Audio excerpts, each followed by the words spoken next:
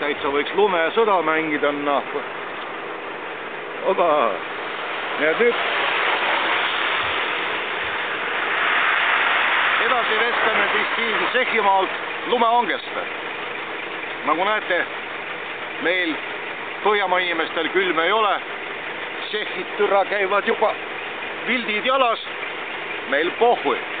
Istume lumeanges ja hakkame vestlema nüüd sellel teemal siis, et miks siis autojuht on ikka sattunud kahe tule vahele.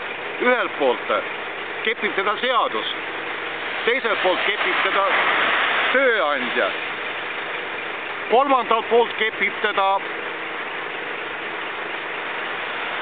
firma, mis on võtnud auto Eesti autorendile.